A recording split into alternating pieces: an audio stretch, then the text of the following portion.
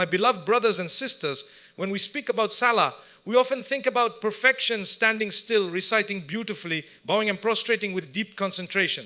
But the truth is, Salah is not about being perfect. It is about being sincere. It is about showing Allah that no matter what distractions, mistakes, or even slip-ups happen, you are still turning back to Him with a heart full of humility. One common situation that many people feel embarrassed about is when something natural happens during Salah, like passing wind and breaking Wudhu.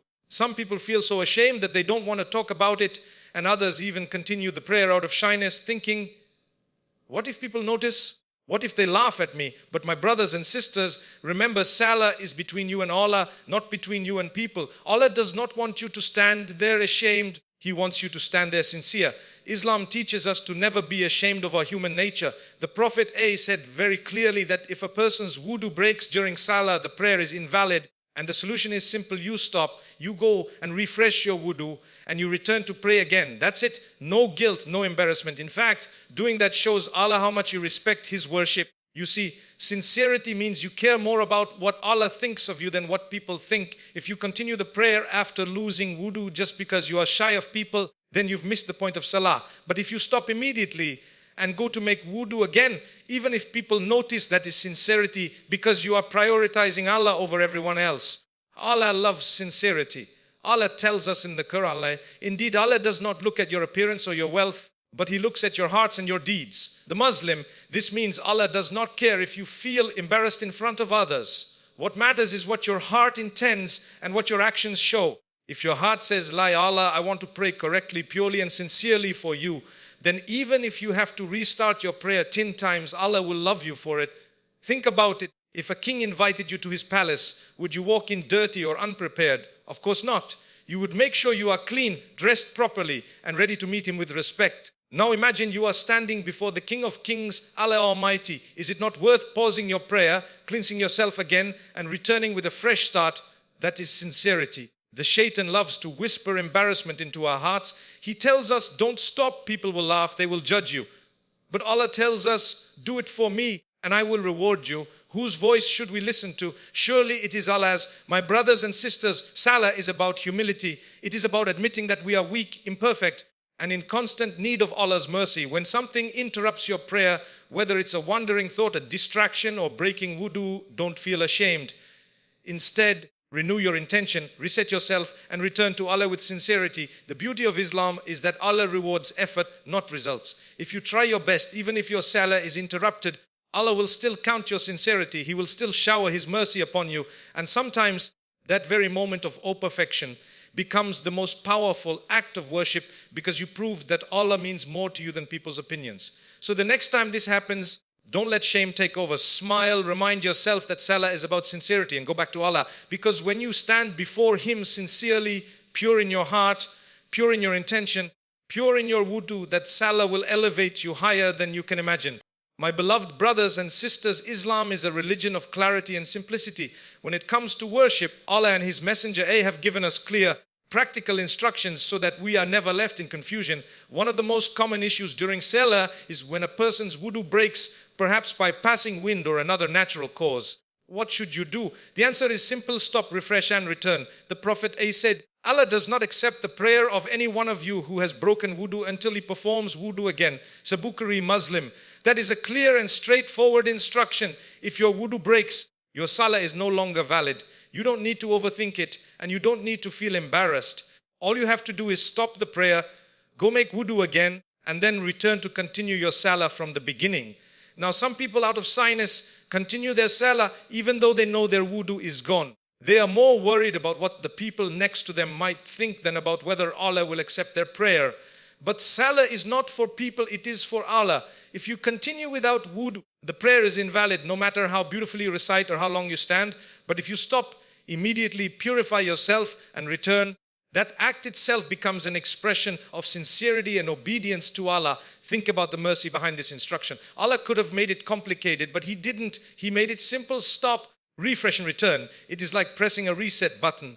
You are not punished, you are not humiliated. You are simply invited to renew yourself and come back to Allah in a state of purity. Purity is at the heart of Salah. The Prophet said, purity is half of faith. So Muslim, this shows us that cleaning yourself and maintaining wudu is not just a ritual, It is an act of worship in itself. Every drop of water that falls when you wash in wudu washes away a sin. So when your wudu breaks in salah and you go to refresh it, you are not wasting time, you are gaining reward. You are showing Allah that His command matters more than your pride, your shyness, or your convenience.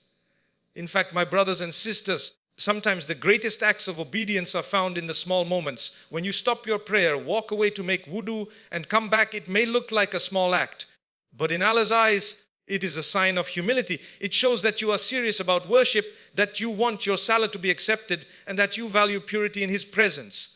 The shaitan, of course, will try to whisper, don't stop, people will notice, they will laugh, they will think less of you. But remember, shaitan's goal is to distract you from Allah and invalidate your prayer. When you resist that whisper, when you stand up and do the right thing, you defeat shaitan and earn Allah's pleasure. Let me remind you of something important. Islam is not about embarrassment, it is about submission. If the Prophet, the best of creation, taught us to stop, refresh and return, then there is honor in following that instruction. Even if everyone else stares, Allah is the one who truly sees. He sees sincerity in your obedience. So, my beloved brothers and sisters, let us internalize this simple rule. If your wudu breaks in salah, don't continue. Stop immediately, go and make wudu, and then return to salah with a clean body and a clean heart. That way, when you stand before Allah, you can be confident that your prayer is valid, accepted, and full of reward. Because at the end of the day, salah is not about how you appear in front of people. It is about how you appear before Allah. And when you follow His clear instructions, stop, refresh, and return, you elevate your worship and draw closer to Him. My beloved brothers and sisters, one of the most beautiful lessons we learn from Islam is that worship is not only about the actions we perform, but also about the state we are in when we perform them. When it comes to salah, that state is purity. Without purity, salah loses its value. With purity, salah transforms into a powerful act that connects you directly to Allah Almighty. The Prophet said, Allah does not accept prayer without purification, a Muslim. This is a very direct and simple teaching. Tells us that wudu is not just a formality before prayer. It is the foundation that unlocks the power of salah. Without wudu, salah is invalid. With wudu, salah becomes a living, breathing connection with your Creator. Now, let us reflect. Why does Allah require us to be in a state of purity before standing in prayer? It is not because Allah needs us to be clean. Allah is beyond need. It is because purity prepares us spiritually, emotionally, and physically to stand before Him. When you wash your face, hands, arms, and feet, you are not just cleaning dirt, you are cleansing your heart, washing away sins, and preparing your soul for worship. The Prophet taught that with every drop of water that falls from the limbs during wudu, sins fall away. So by the time you finish your wudu, you are spiritually lighter, refreshed, and ready to stand before Allah. This is why salah without wudu is empty, because the preparation of the soul is missing. But salah with purity is powerful because you come before Allah cleansed, humble, and conscious. Subhanallah, Allah could have made salah simply about words and movements. But He made purity a condition because He wants us to experience the full power of prayer. Imagine standing in front of the King of Kings without washing or preparing yourself. It would be disrespectful. But when you take those few moments to purify yourself, you are showing Allah that you value Him, you respect His presence, and you are serious about worship. Purity also unlocks khushu, that deep concentration and humility in salah. Many people complain that their minds wander during prayer. One reason is that they rush into salah without proper preparation. But when you make wudu slowly, consciously, and with remembrance of Allah, your heart already begins to soften before you even say Allahu Akbar. By the time you enter salah, your body and soul are aligned and your prayer becomes more focused and meaningful. My brothers and sisters, purity also carries barakah into the rest of your life. When you maintain wudu, you are not only prepared for salah, but you are walking in a state of worship. The Prophet loved to remain in wudu throughout the day. Why? Because purity protects the believer, strengthens faith, and invites angels to be present around them. Living in purity is like carrying a shield of light in a world full of darkness. And this is why if your wudu breaks during salah, you must pause and refresh it. Some people feel embarrassed to stop, but there is nothing to be ashamed of. In fact, by renewing your wudu, you are strengthening your salah. You are saying, why Allah, I will not stand before you unless I am pure, because I value this connection too much. That attitude transforms an ordinary salah into a powerful one that brings mercy, forgiveness, and blessings into your life. So remember, salah is not just about movements, it is about the state of your heart, your soul, and your purity. If you want your salah to truly change your life, if you want it to carry weight on the day of judgment, Never neglect purity. Take your wudu seriously, renew it whenever needed, and enter every prayer with a clean body and a clean heart. Because purity is the key. And with purity, you unlock the true power of Salah, a power that brings peace to your heart, light to your soul, and closeness to Allah Almighty.